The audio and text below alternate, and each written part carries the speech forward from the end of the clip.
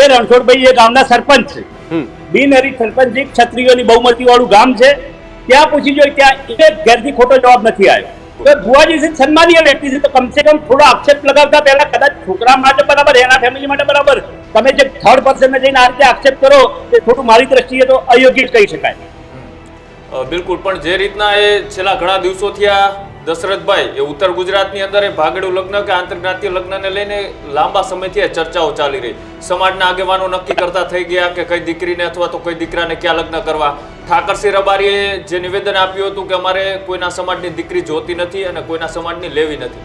આ શું ઠાકરસિંહ રબારી અથવા તો સમાજના આગેવાનો નક્કી કરશે કઈ દીકરીને અથવા તો કયા દીકરાને ક્યાં લગ્ન કરવા? ના, એ બિલકુલ નક્કી ના કરે. પછી આ નિવેદનનો સમાજના આગેવાનો વિરોધ કેમ ના કર્યો? કોનો? જે ઠાકરસિંહ રબારીએ નિવેદન આપ્યું હતું કે અમારે કોઈની દીકરી જોતી નથી અને અમે કોઈના સમાજની દીકરી લાવશું નહીં, એટલે સમાજના આગેવાનો ઠાકરસિંહ રબારી જેવા નક્કી કરશે કઈ દીકરીને લગ્ન ક્યાં કરવા? ના, બિલકુલ. એ કોઈ પછી તમારા જેવા વિરોધ ના કર્યો એ સમયે વિરોધ એટલા માટે ના કરે, એ રાધનપુરની ઘટના સંદર્ભે વાત કહી રહ્યા હતા. રાધનપુર છોડી તમે અમારી દીકરી પાછી આપો, અમારે તમારી નથી જોઈ. વિસ્તારનું નામ નતું લીધું દશરથભાઈ, એને કોઈ એક વિસ્તારનું નામ નતું લીધું. એને કીધું હતું કે રબારી સમાજનું નામ લઈને કીધું હતું કે રબારી સમાજમાં કોઈ દીકરી આવશે તો પરત આપી દેશું ને અમે કોઈ સમાજને લાવશું નહીં. તો એમનો વિરોધ કેમ ના થયો?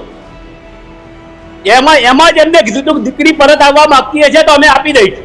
એ રીતે વિડીયો શક્ય હોય તો આપે વિડીયો બતાવો, હાલત ખ્યાલ આવી જશે. એમાં એમને કીધું હતું કે અન્ય સમાજની દીકરી જો પરત જવા માંગતી હશે, અમારો કોઈ છોકરો ભોળવીને કે છેતરીને કે એ રીતે લાવ્યો હશે તો અમે પરત આપવા માટે જરૂર પ્રયાસ કરશું. વિડીયો ચલાવો, હાલ ખ્યાલ આવી જશે. પણ ઉત્તર ગુજરાતે કાયદા અને બંધારણ કરતા એ સમાજના આગેવાનોને ખાપ પંચાયત તરફ આગળ વધી રહ્યું એવું નથી લાગતું તમને? હા, એ કદાચ એવું ન હોવું જોઈએ. બરાબર, દેશ સ્વતંત્ર છે, સૌને બંધારણીય હક મળેલો છે. તમે પણ હવે આવું સમાજમાં ચાલતું હોય કે મારી તમારે પણ કોઈ વ્યક્તિને પ્રેશરથી લાવવો એ કેટલું યોગ્ય? બિલકુલ અયોગ્ય છે.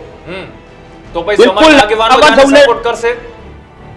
સમાજના આગેવાનો આવી પ્રવૃત્તિઓ અથવા તો આવી જે ઘટના બને છે ને આમાં સપોર્ટ કરવો જોઈએ કે પછી કાયદાની રીતે આગળ જવા માટેનો એક મેસેજ આપવો જોઈએ? સપોર્ટ એટલે કઈ રીતનો સપોર્ટ? તમે એવી વાત કરતા હોય કે અમે દીકરીને લાવવા માટેની બેઠકો કરીએ, પૈસાના વાટાઘાટો થાય, દીકરીને કોઈ પૂછવામાં ન આવે, માત્ર પરિવાર સાથે ડીલ નક્કી કરી નાખવામાં આવે, આ કેટલું યોગ્ય? પરિવાર સાથે નહીં, આપસી પરસ્પર સહમતિની વાત છે. જેમ ગુજરાતની ન્યાયપાલિકામાં સૌથી વધુ કેસો છૂટાછેડાના છે, તો એ વાત ત્યાં એવી થતી હોય છે જનરલી અમારા કોઈ આવું ડિસ્પ્યુટ પડે તો અમે અંદરો અંદર સમજૂતીથી પતાવતા હોઈએ છીએ. એ રિલેટેડ વાત છે.